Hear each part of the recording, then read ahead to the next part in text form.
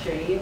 So she has every day lots of contact with people who are going to be visiting the site or people who are interested in it, and so that really ties in with what it reflects really what she's done on social media, and I've been supporting her online in doing this.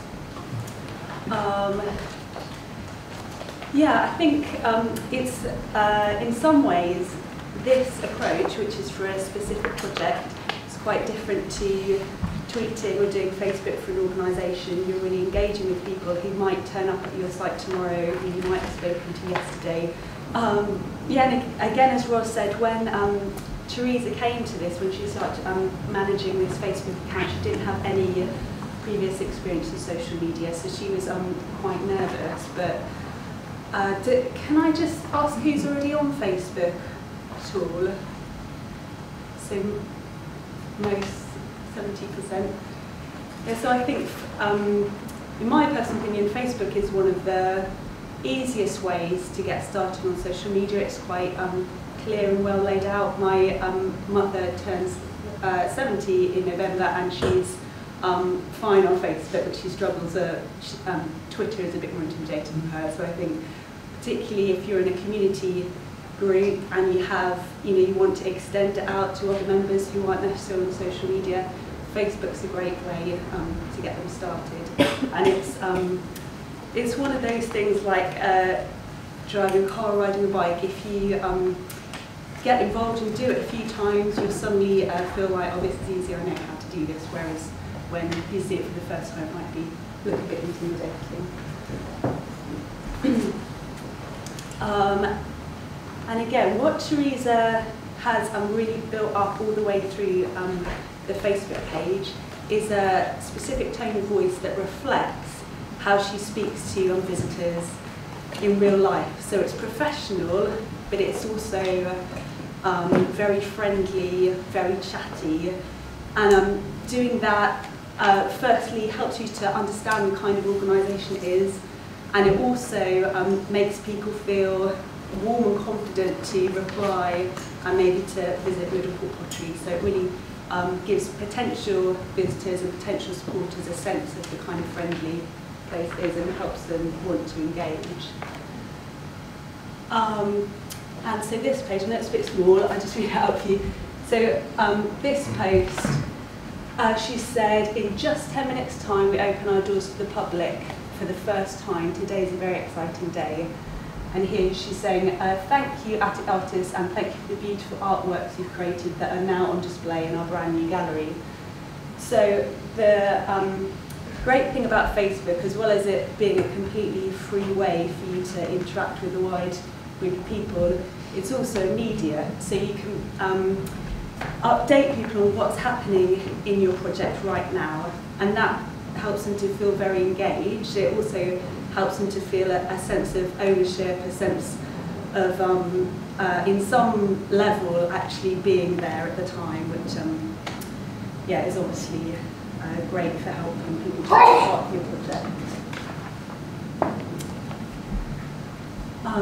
And yeah, often with we found with Middleport Pottery, because a lot of people who are on Facebook are quite local, they might have visited, they might already have a vested interest in that project, or maybe a vested interest in a competing project.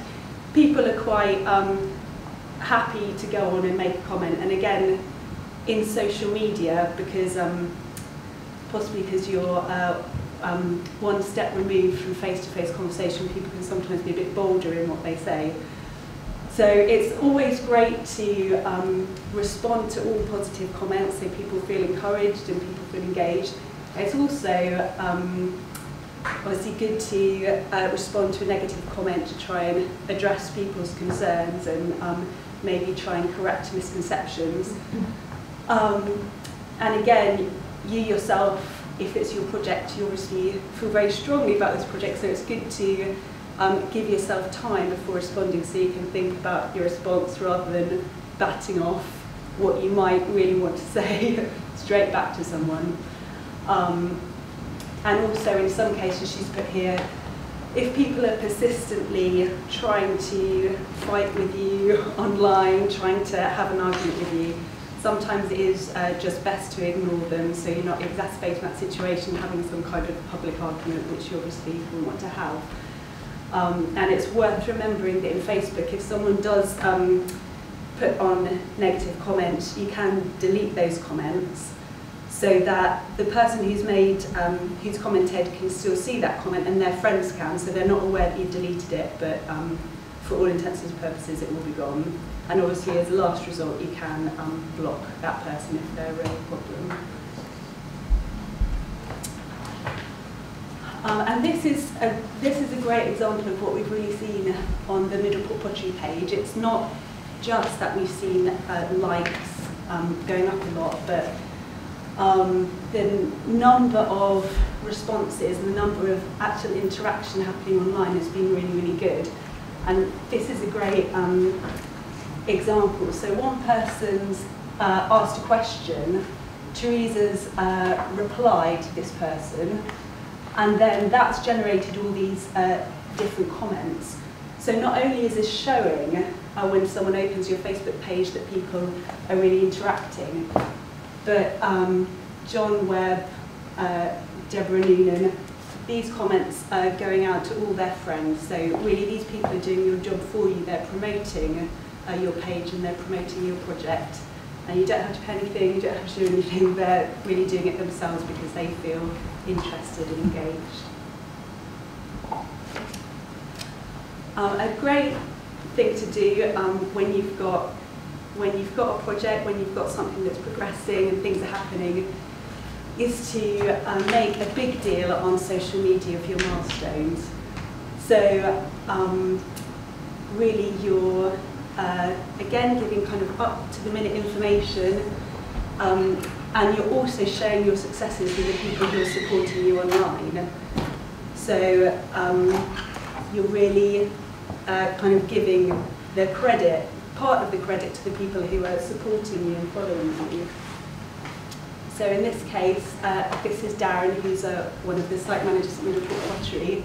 This is quite an early milestone. The page has got hundreds of likes now, but at this stage there are only 100 people following, and yet they made a really big point of saying, thank you for following us, you've given us this support, and we're really pleased to reach this milestone and we want to share it with you. So this page, Stoke-on-Trent Duck, it's a Facebook page which really consolidates lots of local news. So a lot of people in Stoke-on-Trent check this Facebook page regularly, so they can just have a quick catch up on all the news and what's happening. And what Teresa did here is she made contact with the people who run this page, and she basically explained the project to them and asked them to help support her by posting something on their page or allowing her to post on their page. And as you can see, Stoke-on-Trent Duck has got over 8,000 followers. So just by having something on their page, it's a really effective way of, again, free marketing. And I know lots of, well, there's some projects I know who have people like a particular ambassador who has a great following. Like I mentioned earlier, Cleveland Pools Trust. They've got an Olympic swimmer who supports them just by asking her to put something on her pages. Other people have shared that again, and it just is self-perpetuating.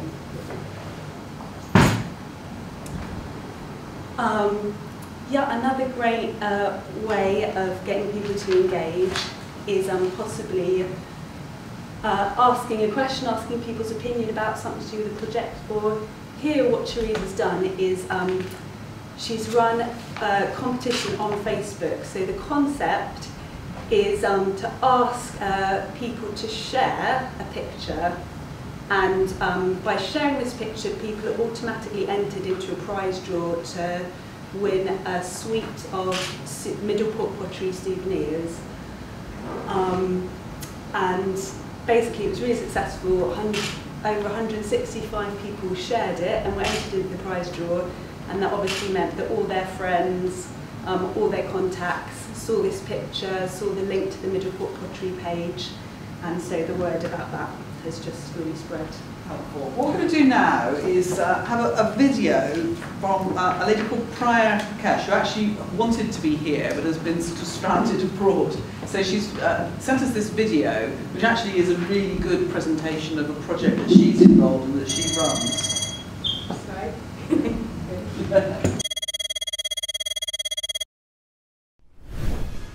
Hello everybody, I'm Priya Prakash, the founder for Changeify. We are a crowdfunding platform to create better neighborhoods. So we all live in neighborhoods, right? Some good, some not so good. And we all share some common problems. Whether they are potholes in your street, access to local affordable childcare, or here, dog poo on the streets. Doesn't matter, I'm from London, and even if I'm walking down Prinzessinnenstraße, you can see the same problem. So can I have a show of hands on how many of you share the same problems in your local neighborhood? Show of hands? Wow, quite a few of us. Great. So where do you go if you want to make a change? Who do you speak to? And if you have a solution to a common problem, how do you go about it? Well, I can tell you that I tried, and it was bloody hard. That's why we're starting Changeify. So Changeify has a really good, passionate team that's about transforming neighborhoods across design, tech, and community. We have Chris, Deidre, and myself. We are backed by some wonderful advisors across architecture, social innovation, and product development. And today I'm going to take the story of John. John is based on a lot of real-life anecdotes. He's an avid cyclist. He's tired of his bicycle being stolen because of a lack of bicycle stands around his neighborhood. John comes across Changeify when he's walking down the street. He sees it on his local grocery store. He's curious. He downloads the app. And the app asks him to start taking photos of things he'd like to change, which he promptly does. Because as he's walking down the street, he sees somebody whose dog litters, and he takes a photo of that, adds a suggestion. He starts using it more and starts taking a photo of the bicycle problem outside his house. And when he shares it on Changeify, something magical happens. His neighbor Tejal, who has the same problem, likes it on Facebook. And this spreads like wildfire across the neighborhood. More and more people actually relate to John's problem. They all have the same problem. And what's interesting is on the other side of town, Sally, who's a marketing manager at Starbucks, who's also signed up for Changeify because she's heard about us at the Sustainable Brand Conference, is checking her feed. And she says, wow, this is interesting. Sally's mission is to find a new way to connect back with consumers in neighborhoods where Starbucks is, to win back that credibility and trust they have lost as a brand at a grassroots level. Sally looks at the bike problem issue, sees there's a lot of traction on Facebook, decides to put her money there. Meanwhile, on the other side of the city, David the counselor receives a notification. Interesting. An issue he's been tracking has got backed by a local business. Changeify makes David counselor's life easier by giving a real-time index of all the local issues that people are tracking and reporting back in real time. So he knows where to spend his limited resources and budget on which projects to support. Time passes. John's project gets a real good neighborhood buzz. People come forward, start volunteering their skills, start giving their workshop. John is a designer. He designs the bicycle stand using recycled materials. People start taking photos of that and start putting that up on the platform, start earning points. And after 6 months' time, John is a pioneer. No, he's a Changeifier. He's managed to ship successfully bicycle stands around the neighborhood, sponsored and branded by Starbucks. And at the same time, he's earned reward points. So next time John goes into Starbucks, Starbucks offers him a free coffee on the house in respect for his good work. Starbucks also gets something back out of this. They win back the credibility and trust that they have lost at the grassroots level with consumers by sponsoring those problems and issues that the brand feels that the consumers really want to see resolved. So, we are targeting the crowdfunding marketplace, and in UK alone, we are going after the public spending segment, which is currently valued at 1 billion.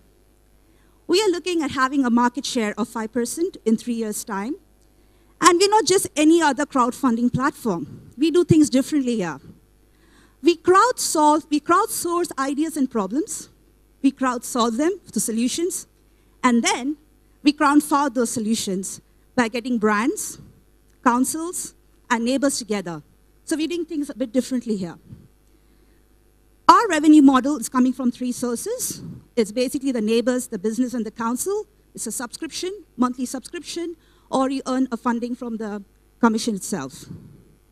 And finally, we're looking for 200,000 euros. We want to run a beta trial with 1,000 users in 2 neighborhoods in 2 cities, and we're looking at a 12% return on investment. So what have we been doing the last 2 months? We started in November. I left my job in Nokia, started this. And basically, we've been running 3 neighborhood events in Shoreditch. We've had more than 200 plus sign-ups. We've had counselors coming for an event. We've had 6 projects already going on right now. We've had 2 large brands interested in becoming partners. We've been the finalists at Startup Weekend at Angel Hack, and we were the only UK startup selected for Hubrom to be here. So thank you, Hubrom. So finally, just to summarize, we make it really easy for you to spot a problem, share it with your friends on Facebook, get support from your neighbors, get backed by businesses. Businesses give you a bit of seed funding, you do the change, earn points, and brands get a detailed analysis of how the return on investment works. So we are doing a win-win-win platform, bringing together neighbors, brands, and councils. So I'd like to know how many of you want to, again, join me in changing your neighborhood. Show of hands. Yay, there we go. So let's do it, guys. I think that's a great presentation about how social media can actually lead people to start to interact in the real world. I think when social media first started, I sort of thought, you know, is this somehow going to end up almost being like a virtual form of communication? There's actually going to be more of a barrier between communication than adding to it. In reality, what seems to happen is that when people start connecting on virtual media and through Twitter and through Facebook, actually encourages them to get together in the real world, and it's a great way of bringing people together. So we now have a speaker from the reading room. We have Dan Erskine, who is the managing director of the Manchester office, and she's going to talk us through actually some really interesting stuff about the concepts behind this. You know, what the things you need to think about how to run a good campaign and how to run a bad campaign. As per my introduction, I'm from Reading Room in Manchester. We also have offices in London, so we're spread out throughout the UK. That's my Twitter handle. I didn't say in the first session actually, but please do feel free to get in touch and tweet and be critical or praise, but I'm obviously going to hope for the latter. So I'm here to talk about how we can create more signal and less noise. And that might not make a great deal of sense initially, but stick with me. If you just take a look at this simple tweet that's up on the screen at the minute. So this was tweeted by a company who makes bleach. Now, is anyone remotely interested in the tweet? How many people in this room have ever used bleach? Right, so Twitter failed, as we say. And it's that sort of concept that I would like to talk to you about and have you get your minds around. So when you create noise on social media, it's how we actually create it in such a way that we actually engage with people and we say things that people are interested in. And we don't just try and be funny, or we don't just try and put something out there that's going to get a reaction. You know, we actually think about what people want to hear from us. So, you know, and we are starting, or we are well underway with social media, depending on what sort of organisation you are, in a time when people are still saying that actually it's not that useful. And here's the interesting thing. Pretty much everyone at this conference, there's a lot of us have already been using social media. It's obviously very, very, very key. And you know, it's not something that anyone wants to be late to the party to. It clearly works. But it works if you use it properly. And if you don't use it properly, then actually all you're doing is creating another mechanism to create more noise to users who aren't going to pay any attention to you. So it's about being smart. And being smart doesn't necessarily mean spending thousands or, you know, hundreds of thousands of pounds. It's just about paying a little bit more close attention. So it's about getting people's attention. And if I hark back to, I don't know, maybe like 5, 6 years ago, when at the time the big trend was using banner campaigns online. So I don't know if anyone ever did any of that, but a lot of big companies used to spend an absolute fortune with creating online adverts. And they would show up down your left-hand side, across the top. They still do. They now follow you. You know, you can't get away from them. But if you look at that statistic, that is absolutely unbelievable. 99.9% of them never get clicked on. And that's unbelievable. And it just goes to show it's not about putting more and more and more stuff out there. It's about being smart about what you put out there.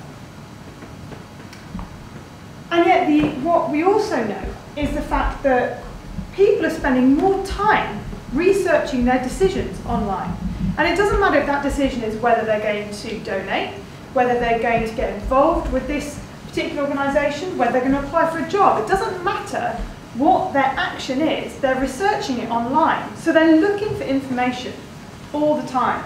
And now, when we talk about information, they're not just looking at information from the source, they're looking for a job, they're not just looking at the job description, they're looking at what people are saying about working at that place. You know, so research has just got wider and wider. So everyone's doing it. We've got the public sector, we've got local communities, we've got big retailers. Everybody's doing this. Some people are doing it better than others. And it's not all of the big players are doing it really well, and it's not all the small players are doing it badly. It's actually a complete mix. So I like to use this example.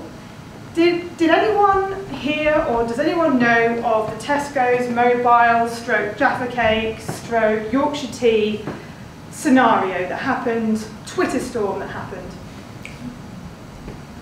Anyone else? No? I will just bring it up here so you can have a look, because it really illustrates an interesting point, I think. Okay.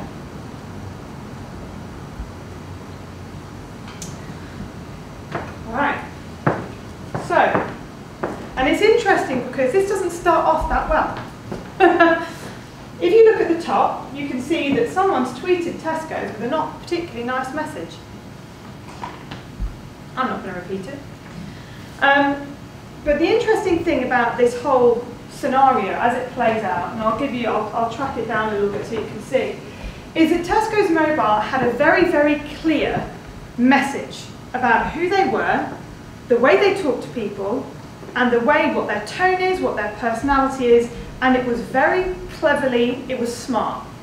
So rather than just saying we're a big corporate, we need to sound a certain way, what they said is actually we sell mobile phones. Our target market is 16 to 20-year-olds. They're not interested in corporate talk online. They're not interested, they find that boring. What they're interested in is someone with a personality, someone who's ballsy, someone who's a little bit controversial, and so that's who we're going to be. That's going to be our tone in our social media. So, if you look at how they respond to this person, you'll see that tone playing out. You know, they don't hide from what's being said to them. In fact, they try and engage the user more. They're sort of like trying to prod them to talk to them more. And here's the funny thing. The more they do this, it gets a little bit crazy, it gets a little bit bonkers. They start quoting songs at each other. It starts getting a little bit, you know, a little bit funny, but you can see now that this user's really engaged with Tesco's. You know, they're playing along, so to speak. So, you keep going. And Tesco's replies, put the kettle on, our bat feet are killing us. The user says, Yorkshire tea all right? So who comes into the party? Well, Yorkshire tea, it turns out, are also on Twitter. So they come into the game. Before you know it, someone's mentioned the fact that with Yorkshire tea, Jaffa cakes are really nice. So Jaffa cakes jump on the bandwagon as well. And suddenly you've got this, and this plays out for, you know, in Twitter terms, quite a long time. And by the end of it, you've got Yorkshire tea, Tesco's Mobile, Cadbury's. I mean, it goes on and on. the point to make about this Twitter exchange is that realistically only one brand did this right, and that was actually Tesco's Mobile. All the other brands went, oh, if we get involved in this conversation, we can be fun and hip and trendy like Tesco's Mobile. But it's not about that. It's about the fact that that personality fitted what Tesco's Mobile were trying to do. Jaffa Cake or, you know, Cadbury's, that could have been their tone, but they just decided on that day they were going to just copy and get involved. And then they just left it. So there was this huge Twitter storm, and then these other brands just went away and carried on with their normal tweeting behaviour. Tesco's, though, this is who they are. This is how they tweet. This is their personality. So that's the point to make. Whoever you are, stick with it, be consistent, don't try and just follow a trend or jump on a bandwagon. Be smart about who you are and stick with it. Right.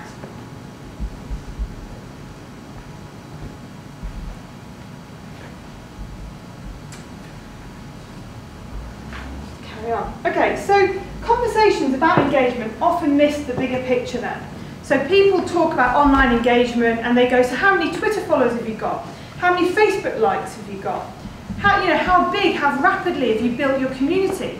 What they don't say to you is, so what's your message? What do you talk about? What are your content themes? What are your users interested in? That's what they should be saying to you. Because if you know that, everything else will grow. So engagement is important, but it's what you do with it that counts.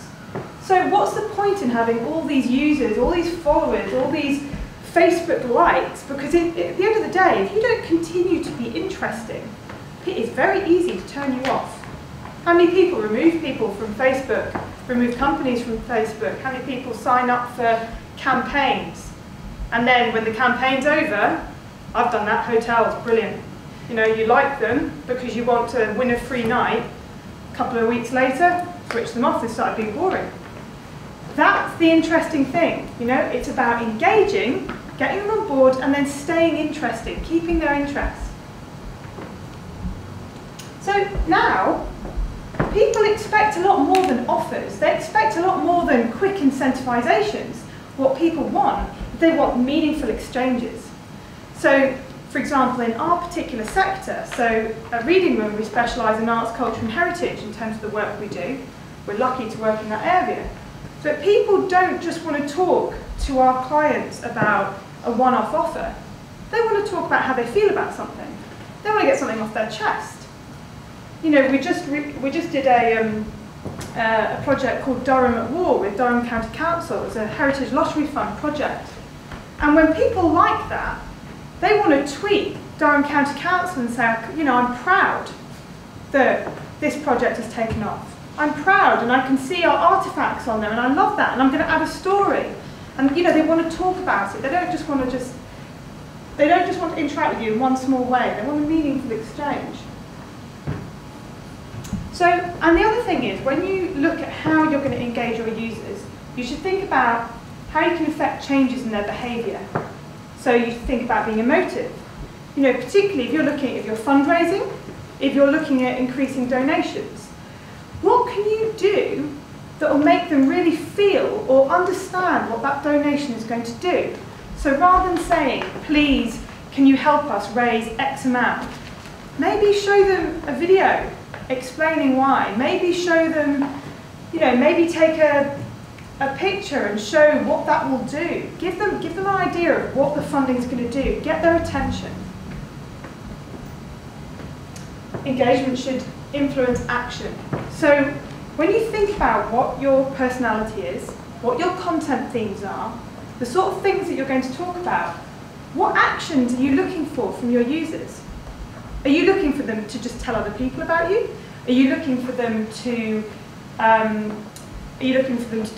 Are you looking for them to volunteer? Are you looking for them to add content online for you? What is it you want them to do? Because if you don't tell them, they don't always know. Sometimes on social media, we just think people understand what we want from them because they know who we are. Not necessarily. So engagement should deliver competitive advantage, and it doesn't matter if you're in retail or if you're a community organisation, engagement should make you stand out. And it takes time to do this, okay? So if you think, the amount of times that people say to us, well, we just want to dip our toe in the water. We're just going to do, we're going to do a social media campaign, and we're just going to do it for maybe like 2 months or so, and we'll just see how it goes, and we'll see what the results are, and then, if it's okay, we'll carry on. To build up that personality that Tesco's Mobile have takes time. Because everyone now who engages with them on social media knows who they are. They've had to build that up. And it's not just across social media, that's across Twitter, Facebook, it's in their website, it goes across everything. When you pick up the phone, the way people talk to you at Tesco's Mobile, it's the same sort of language. And it takes time to do that. And particularly for small organisations as well, where you don't just have 2 or 3 people sat in a room dedicated to this. You might have 2 or 3 people with full-time jobs who do a little bit of this at the time, when they can get the time. So what you need to do, in my agency, I don't have one person dedicated to this. We're 25 people, I can't have one person on this all the time. But what we do is we sit around and we agree, this is who we are, this is what we talk about, and then anyone can pick it up and tweet or put on Facebook, and anyone can carry it on. So this was a really interesting challenge, and I use it as an example, because whilst we don't generally do retail, this was a really interesting problem that came to us. Taste of Glenlivet, they had a really, really big problem with their user base. Their user base was getting older and older. The younger generations didn't know who they were, weren't buying their product, didn't like them as a brand, and they didn't know what to do about it. So we said, okay, well, we went back to the beginning. Who do you want your users to be? What do they want to talk about? And they said, oh, I don't know. We said, are they even interested in who you are? Oh, we don't know.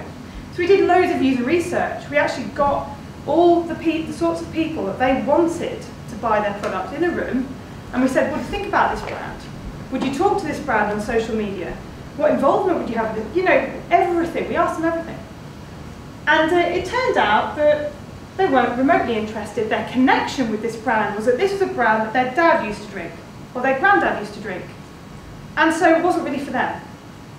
But they also had this weird connection that there tended to always be some in the house somewhere. So if they had their mates round and there were cocktail parties or whatever, there would be some in the cupboard. How could they use it? So, recipes, cocktail ideas, a cocktail app. For your 18 to 25s, knowing what to do with this stuff that's in the cupboard with a brand and a drink they don't understand and they don't know is helpful. And this is what really helped engage them with the younger audience. And again, they had a personality. So their content theme was recipes and how to use the product. It wasn't tweeting about how wonderful the product was, or where the distillery was, or the process. That they weren't interested. They just wanted to know what to do with it. And in terms of what sort of results that can get you, to give you an idea, we increased awareness by 58%. 58% uplift in the amount of people who registered on their blog to find out more. 75% of the users we spoke to said they would now consider buying this brand. And when we actually asked those users where their preference would lie, 113% increase in the amount who said they would actually look at this brand. So in terms of the sorts of results you can get, it's pretty compelling if you're smart and you speak to your users and you get your themes right. Okay, so how do we do this? What are your building blocks? So recognize, firstly, it's not about volume, it's not about spam, it's not about how much, how loud, it's not about can we do 3 tweets a day, it's not about that, it's about what do our users want to hear from us, what will they find interesting, and only when we have material do we tell them.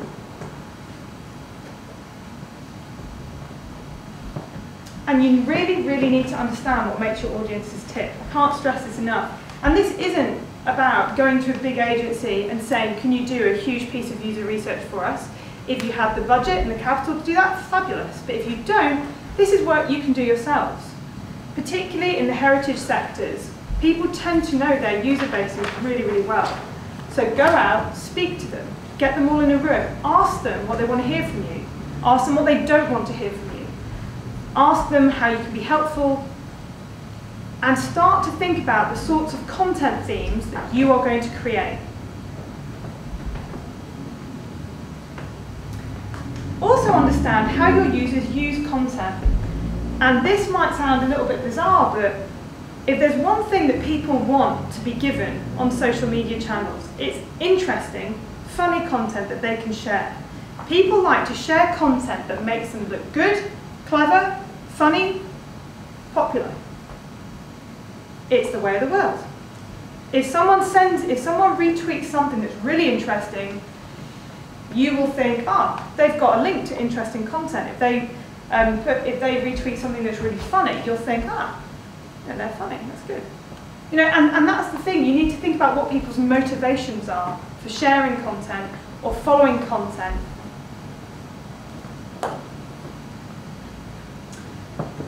Also, play the long game. So we've talked before about just dipping your toe in and not thinking about the short, medium and long term of doing a social media campaign. But play the long game and understand that every little piece that you do is part of a longer campaign. You know, you're building a message, you're building a brand online, you're building content themes.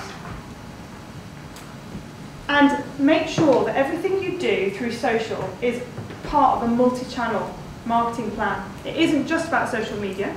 It's about social media. It's about speaking to people. It's about your traditional marketing. It's about even leafleting. It's about websites. It's about everything. The social media has to be part and parcel of that, but it has to sit snuggle in the middle of it. It can't just be on its own, and it has to link into everything else. And this I can't stress enough as being a really important point.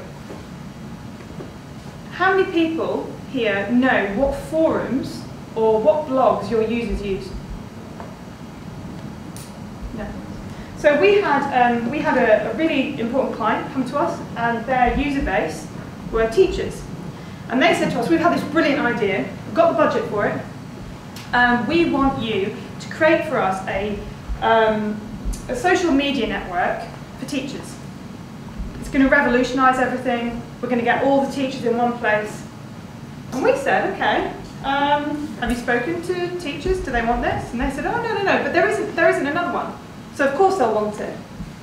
Okay. So we went away and we did a bit of anecdotal research, and we said, look, we think you need to talk to users, because actually there is a place they all talk. It's called the TES Online. And they all talk there because there's a massive forum there. They all register there, they all talk there, and they understand it to be a safe and honest place to air their views. If you ask them to move from there, they're not going to do it. Why would they? They've got somewhere already. If you want to talk to them, you go onto that social media platform. You talk to them there. And you be honest about who you are, and you be clever about what you're going to talk about, and you build yourself an identity there. It doesn't just have to be Twitter or Facebook. You can use a blogging or a forum platform. So listen to where your users want to be. Don't try and rebuild each time. Speak to them about where they're already talking. And in the first session, a few people asked about how you would get to users. There are loads of communities out there that have forums and blogs already that you can tap into. So focus on your customer experience and create clear paths to action. So we talked about before, what you want your users to do, and telling them what you want your users to do. Make it easy for them to do it. If you want users to follow you, then make it easy for them to just like and follow. Make that simple. If you want them to donate, give them a link, and give them a link to share, and make that link work. So make sure that everything you want for them to do is really easy. And I'm getting to the end now, but make sure that internally for yourselves, this takes a lot of work, and you need support around you for it. So you need buy-in from your organisation. Make sure that you're supported by the culture and processes around you. And like I said before, it isn't about one person doing this on their own. It's about the whole organisation knowing that this is who we are, this is what we sound like, this is what we talk about. So when you can't do it, someone else can do it. So when someone else picks up the reins, it all sounds the same. It's really important. And always keep your eye firmly on the prize. It's about being interesting, talking to the right people, and getting the right message across.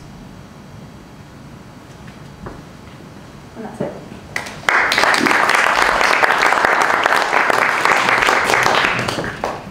Great, thank you very much indeed. I think because we're filming this discussion, if you wouldn't mind coming right to the front when you're answering questions. And we've also got the benefit of having in here Scott Sinclair, who's from Google, and very kind. Scott, would you mind sort of joining us to answer any questions people have got? Scott is speaking later today, as you probably know. By all means, pull a chair up or something for us.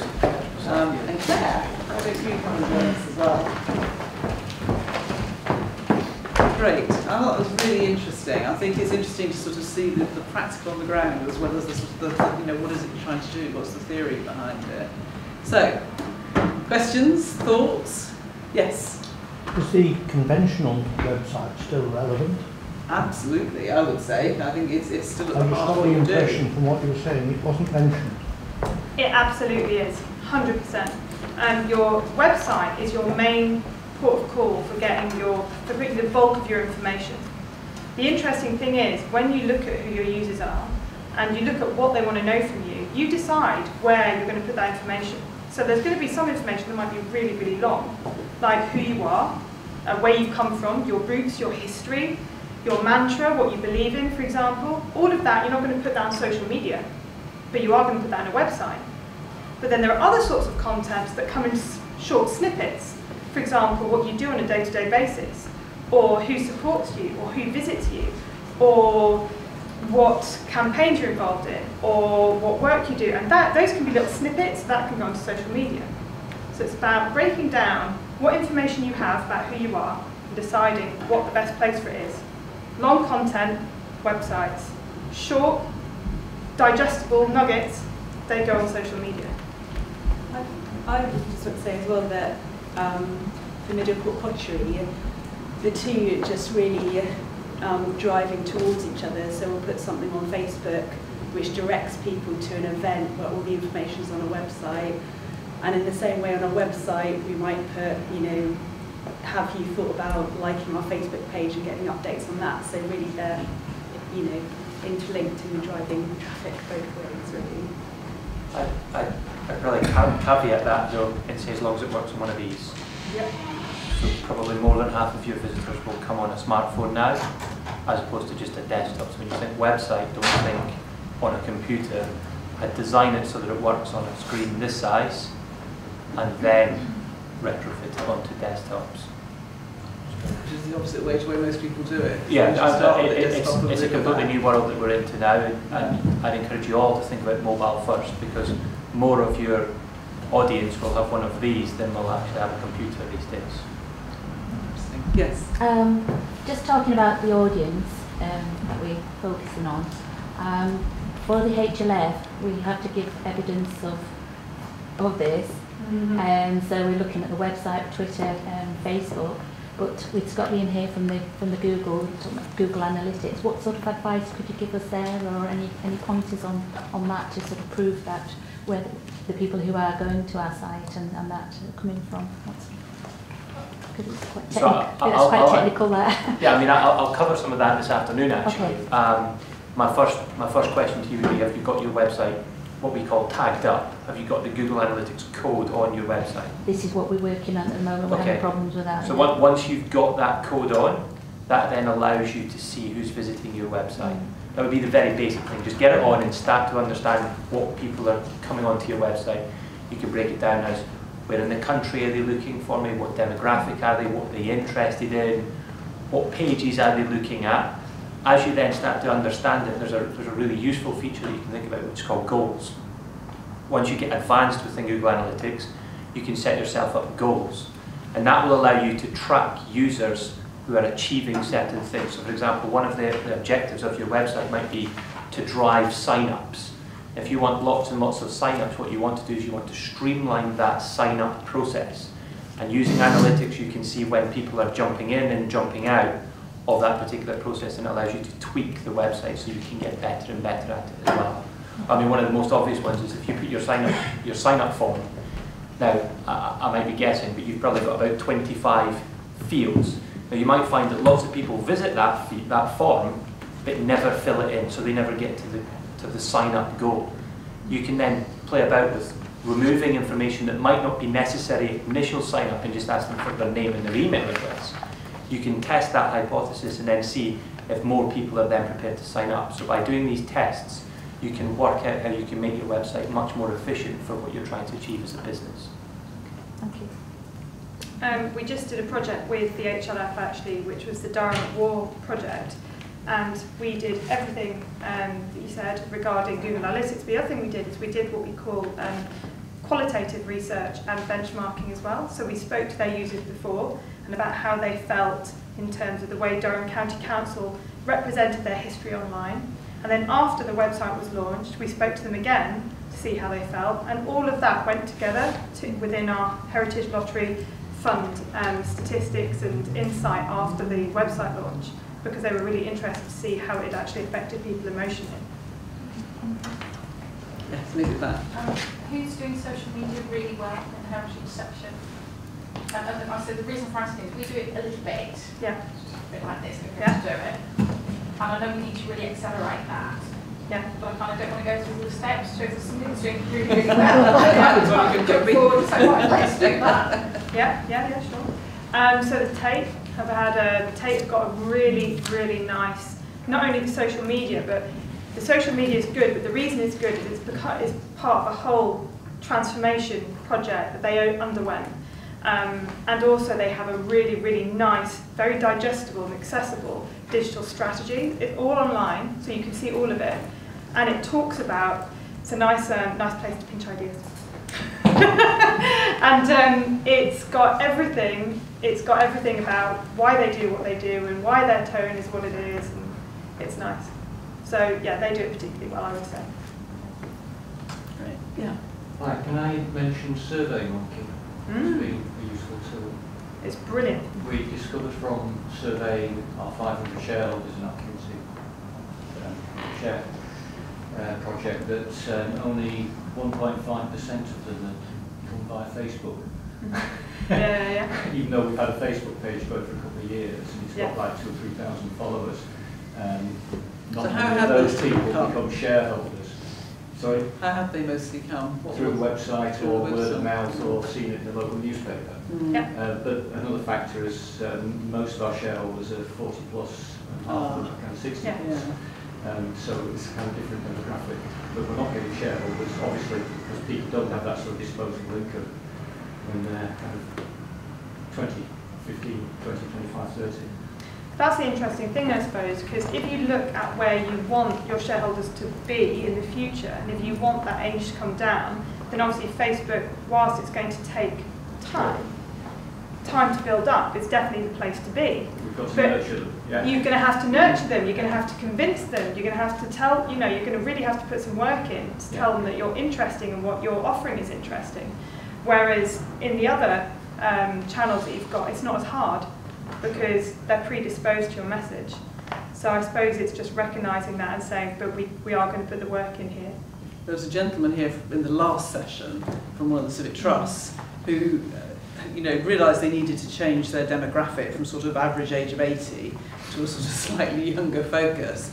And so he purposely set out to communicate on Twitter and Facebook, and has dramatically increased the number of people. Over 150 came to the last event and came. A different demographic. So it's absolutely a successful work. I'll tell you who are interesting to look at for how they've done that is the Royal British Legion, because they have had a really interesting way of moving from, because if you think about it, their demographic of people who were supporting them, they've had to seriously change. They've had to move and think forward, and they do some really nice work on Twitter and social media channels now. Yes, the lady right at the back and then lady. I work for a local authority, and we've been banned from using SurveyMonkey because of concerns over security of the data. Have you got any comments on that? We've not had any issues with it. Obviously, we use it on behalf of our clients, or our clients use it. It's just a very quick and effective way to get a message out to a lot of people. I can't comment on whether there have been issues with it, but certainly we have no issue using it, and we work with a lot of public sector bodies. So. It probably depends to some extent how confidential is the data that you're collecting, really, because it's, you know, how did you find out about my share issue? You know, you're probably not going to be that upset if somebody hacks into your data and they know that you've got 1.5. But I think if it's very positive, you know, very sensitive local authority data, you might be slightly. Yeah, it you might can also tell you a anonymise question. survey, can't you? So you don't need to know who's responded to the survey. It doesn't have to be linked to an email address. Which is one way of making it safer. Right. Yeah. I read somewhere that the average demographic of a Twitter user was a late 30s mother. Is that true? I can't give you the exact, but it does sound about right, yes. I remember when we were actually doing a piece of work for the National Football Museum, and they were saying to us, again, you know, we want to create this area that's going to work in a very similar way to Pinterest. And we said to them, well, the first thing we need to do, like I said, is make sure that we're talking to people in the right place. So let's check that there's absolutely no way we should be talking to them on Pinterest. And we went and we had a look at the demographics, and it was something like 60% women, only 30% men on Pinterest. So, you know, you sort of go, okay, then you look at the ages and you go, it's a good idea. But yes, I think that is a fairly good or well understood Twitter demographic. Your point, you made one earlier, Scott, about YouTube. And yes, I mean, I guess YouTube's another kind of natural place where you can find lots of different demographics. I was saying earlier that all demographics exist on YouTube. Over half of the people who use YouTube are actually over 35. So it's not, there's this kind of myth that it's only for kind of 15 to 25-year-olds on YouTube watching cats and dogs videos and sharing funny vines or whatever. But over half of the viewership on YouTube is that older demographic as well. So I wouldn't exclude YouTube as just being for the youth. That said, in terms of media consumption, the 16 to 25s consume more hours of YouTube video than they do any other type of media. So they're not watching TV, they're watching videos on YouTube. So again, if you're trying to find that younger demographic, you can find them there, but equally don't alienate yourselves from that older demographic as well. Where do you find out demographic information on various different platforms? I would go direct to Twitter. Also, there's a lot of very good insight platforms, places like Mintel, where you can get some really, really good insight. But a lot of places like Twitter do actually have areas where they talk about their own demographics. In terms of a project like Little Pop Pottery, I understand that at the moment it's more like a visitor attraction, you're promoting that, but in terms of the lifespan of the project before it became open, do you use the same account throughout, from like planning permission onwards and update throughout? And does it change, when do you change the way that it's targeting people? How do you do that to maintain a theme throughout? For Middleport Pottery, we've just used the same account right from the start of the project because basically the people who are interested in the regeneration and what's going to happen are the kind of people who are going to end up being visitors and end up being interested in its life when it is a visitor centre. So we don't want to lose the people who have already shown an interest when the project's progressing. And also those people, we want to kind of foster in them a feeling of ownership of that project so that we're going to carry on that relationship with them. We were really keen that, we knew the project was going to take a couple of years to deliver from when we got the funding, and there's a real danger you get a big sort of, great, we've got the funding moment, dead silence for 2 years, and then you pop back out again at the other end and think people are still going to remember you. And we thought we didn't want to do that, so we were very, very keen to sort of keep people aware of what we were doing right the way through. We did it a couple of ways. One was actually physically on the ground. We did hard hat tours all the way through the project. We never stopped letting people come in and come around. But the other thing was to build this social presence so that people could watch. We were sort of laughing a bit earlier about the things people will watch. You know, they'll watch the most amazing things on YouTube. So people are interested to see the progression of building works. You know, there are people out there that actually like to see that you've now done 2/3 of the roof, and last week done it. So keep people interested and keep the stuff out there. Not everybody's going to want to look at it, but it means you can use. It's a great way of keeping people engaged when you can't necessarily physically get them there, or whether there's reasons why you've got a constraint on the site during that period. There's another great. Has anyone heard of photo walks?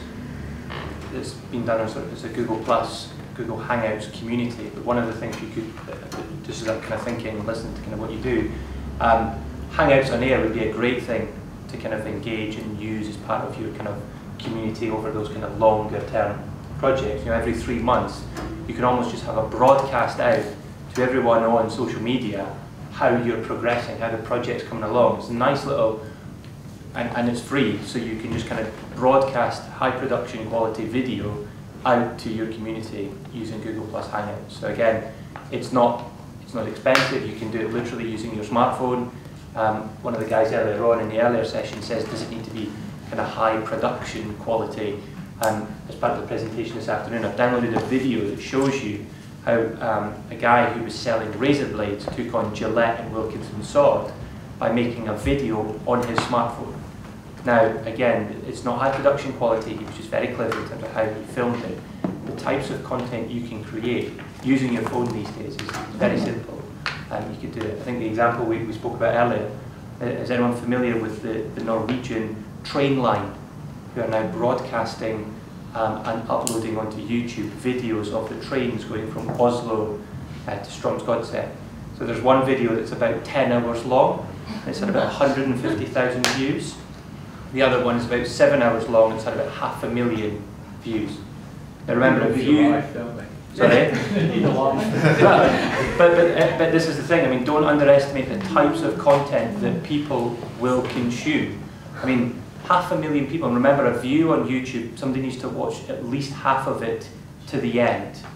So that's when a view kicks in. That's 5 hours. So if it's 10 hours long, someone sat and watched it for 5 hours. I got bored after 3 minutes, but you know, that content exists and people do watch it. Maybe if you're an insomniac, that's great. 5 hours. Again, I have no idea who's watching it, but it is fascinating.